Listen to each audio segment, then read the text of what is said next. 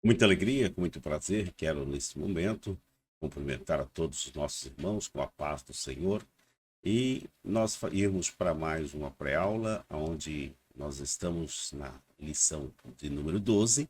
A igreja tem uma natureza organizacional. É uma organização, então nós vamos estar estudando nessa lição 12 e vendo como hoje nos nossos dias muitas coisas têm acontecido, como já anteriormente também. Todavia, não só para lembrarmos, estamos chegando ao final dos tempos e cada dia mais a situação aumenta. Por essa razão é importante estudarmos a condição dessa lição muito importante para a nossa vida espiritual nos dias atuais. Nós temos como texto o texto áureo da nossa lição, onde diz: por esta causa te deixei em Creta, para que pusesse em boa ordem as coisas que ainda restam e de cidade em cidade estabelecesses presbíteros, como já te mandei. É uma ordem de Paulo quando a instrução a Tito pôde instruí-los como sendo o representante ali, deixando para que pudesse colocar em boa ordem.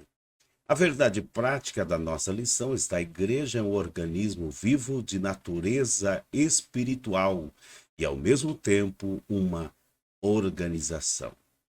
Nós temos leituras para enriquecer o nosso tema, tal qual Atos capítulo 14, versículo 23, onde vemos uma reunião de ministério para consagração de presbíteros.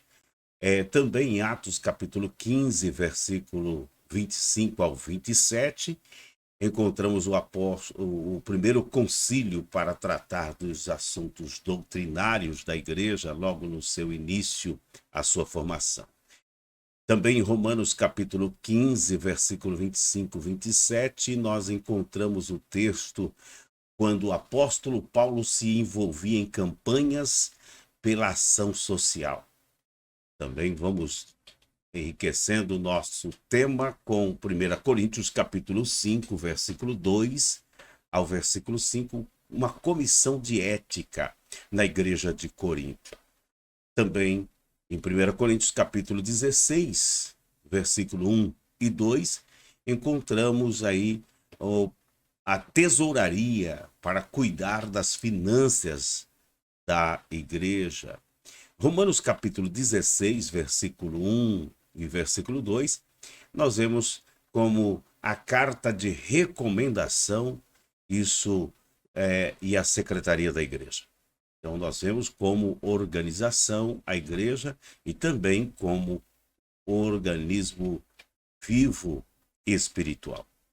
Leitura bíblica em classe, nós estamos em Tito, capítulo 1, versículo 1 ao versículo 9, que diz: Paulo, servo de Deus e apóstolo de Jesus Cristo, segundo a fé dos eleitos de Deus e o conhecimento da verdade que é segundo a piedade, em esperança da vida eterna, a qual Deus, que não pode mentir, prometeu antes dos tempos dos séculos, mas a seu tempo manifestou a sua palavra pela pregação que me foi confiada segundo o mandamento de Deus, nosso Salvador.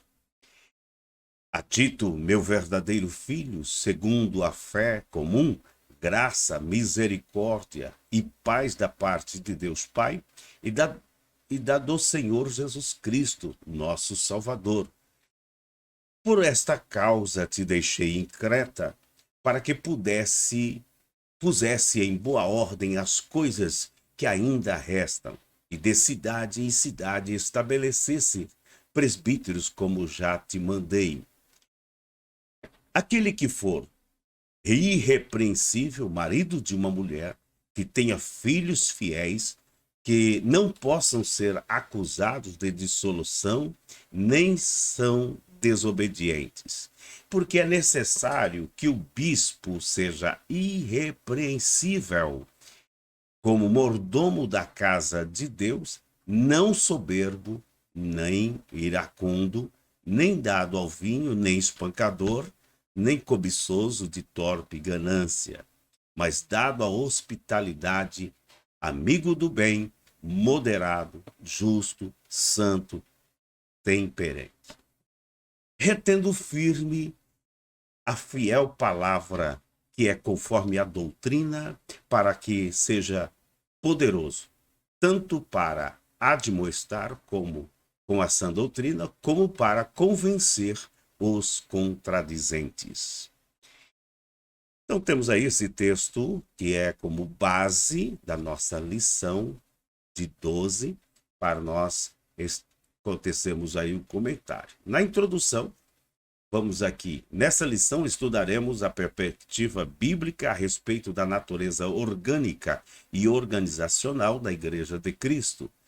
Esta é, ao mesmo tempo, um organismo vivo e uma organização constituída de múltiplos ministérios a fim de que a causa do reino de Deus seja atendida.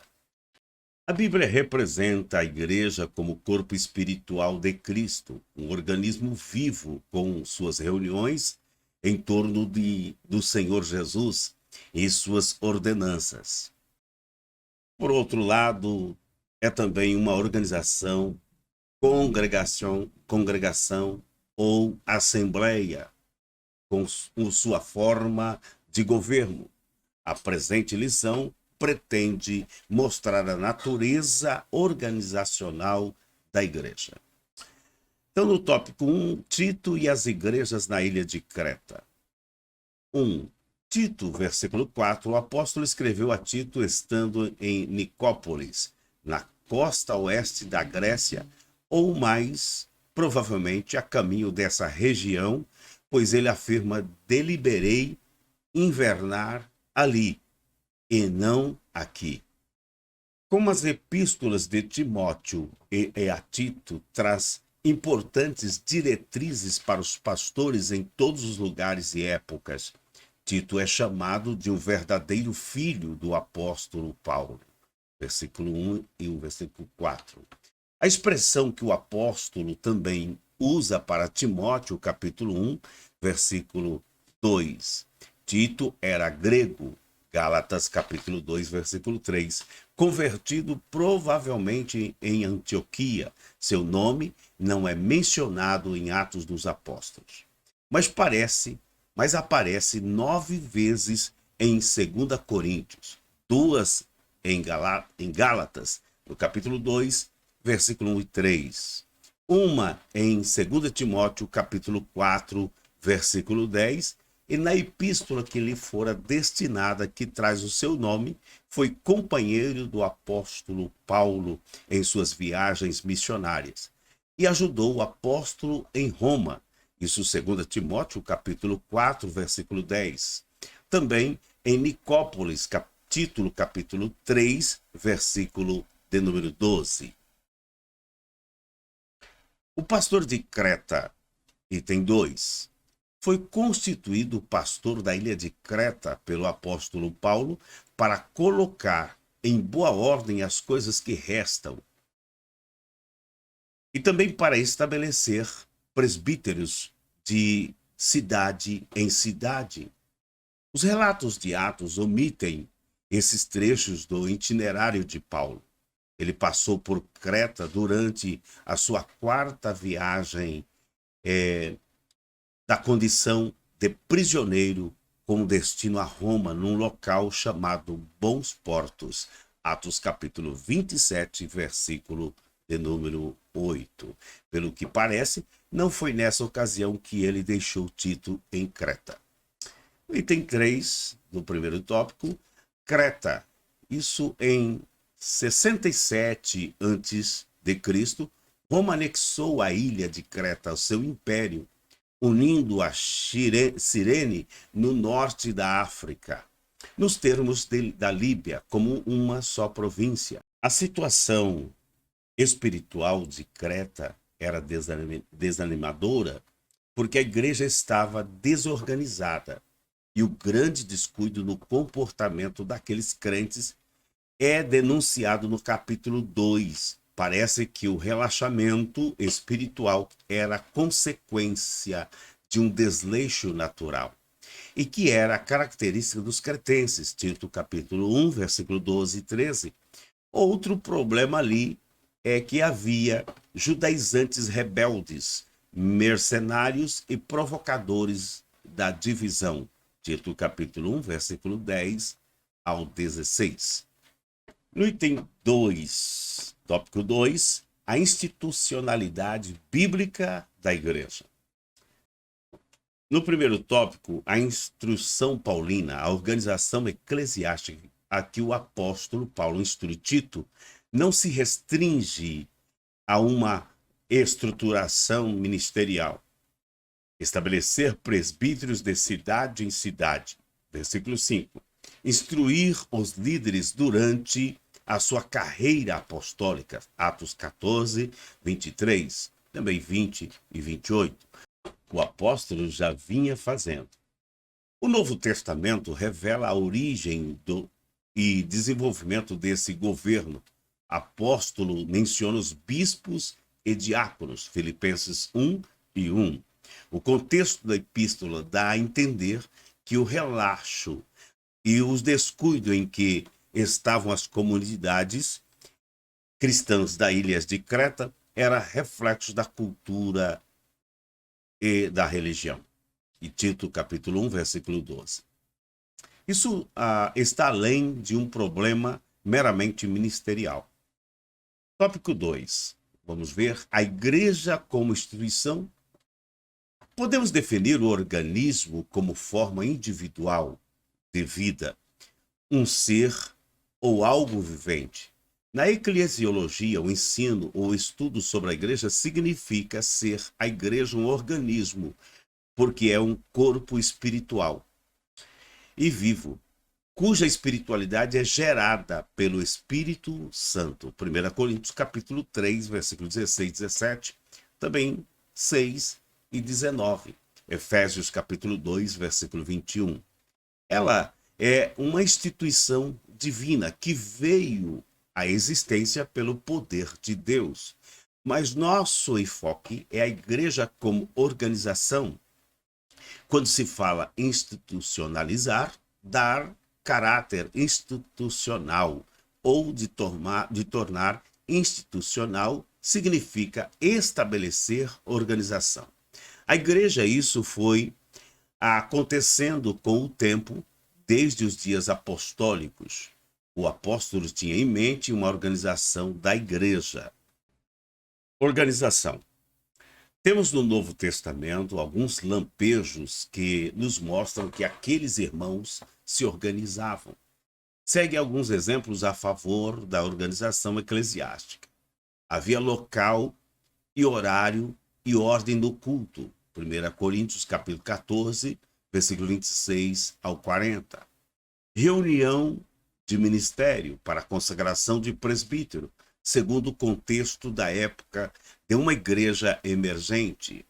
Foi também realizado o concílio, que nós diríamos uma convenção para tratar de assuntos doutrinários. Atos capítulo 15, versículo 6. As igrejas dispunham de serviços sociais para atender as famílias economicamente fragilizadas. Nos capítulos 8 e 9 de 2 Coríntios, trata do assunto. Romanos capítulo 15, versículo 25 ao 27. Havia na igreja de Corinto o que hoje chamaríamos de comissão de ética. 1 Coríntios capítulo 5, versículo 2 e o 5. Também havia tesouraria. 1 Coríntios capítulo 16, 1 e 3. Também havia a carta de recomendação. Era mais como um documento, um recurso para garantir a origem e identidade das pessoas. Em Romanos capítulo 16, 1 e 2. Questão atual, tópico 3. Organismo e organização. A ideia de que a igreja deve se restringir a um local onde as pessoas se reúnem para adorar a Deus, estudar a palavra, pregar o evangelho, orar e celebrar as ordenanças eclesiásticas. O que alguns ainda não entenderam é que essas atividades espirituais exigem uma organização. A nossa atitude é mostrar que a Bíblia nos apresenta a igreja como um organismo e, ao mesmo tempo, uma organização. Mas nunca devemos nos esquecer de que somos cidadãos de duas pátrias, a terrestre e a celestial. E isso significa responsabilidade com as autoridades civis constituídas, como também com as autoridades eclesiásticas. O ensino de Jesus é: dai, pois, a César o que é de César e a Deus o que é de Deus. Mateus 22, 21. A organização da igreja, além de ser uma necessidade natural, é também a exigência do Estado. 2. A experiência pentecostal. O movimento pentecostal moderno surgiu num contexto antidenominacionalista e ainda hoje há os que acreditam que tal organização representa um problema à vida espiritual. Os primeiros pentecostais modernos, desde os seus ancestrais no movimento de Holiness, conhecido também como movimento de santidade, eram contra a institucionalidade da igreja. Charles Fox Farm, aos 20 anos de idade, assumiu o pastoreado de uma igreja em Eudora, Kansas, mas em 1895 ele entregou a licença de pregador local, deixando o denominacionalismo para sempre, de modo que se tornou itinerante, independente, até o fim da vida. Mas a igreja do período apostólico adotou um programa de funcionamento logo ao limiar de sua história, e foi uma bênção, pois ajudou a cumprir sua tarefa de maneira eficaz. É necessário organizar. Em 1914, alguns dos pioneiros entenderam que havia chegado a hora de rever o sentimento antidenominacionalista de Farm e de outros líderes que havia entre os pentecostais da santidade, isso para evitar o crescimento desordenado. Foi esse contexto que foi criado o Concílio das Assembleias de Deus nos Estados Unidos.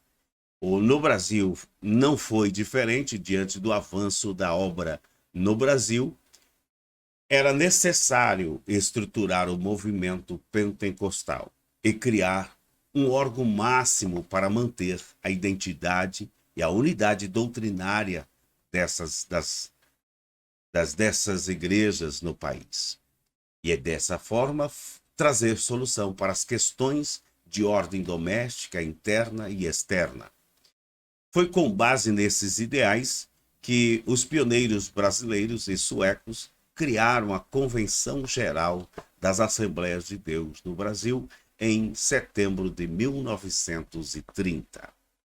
Na conclusão, é importante entender que a organização e o organismo não são elementos excludentes em si mesmos, mas o contrário, pois isso ajuda no arranjo entre muitos organismos individuais, no sistema geral.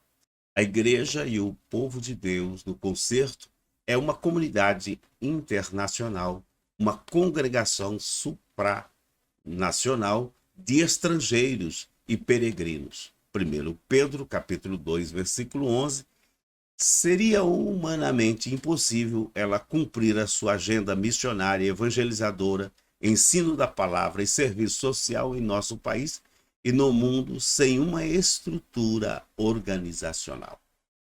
Daí, nós vamos vendo como que a nossa igreja, ou como que a igreja deve estar sendo organizada e principalmente nos nossos dias, onde nós temos muitas denominações, organizações que já estão fugindo daquilo que realmente seria a igreja de Jesus Cristo. Pois bem, fica aí. Se você acompanhou a nossa lição até aqui, deixe o seu comentário e nós prometemos voltar no nosso próximo encontro. E até lá, na paz do Senhor Jesus.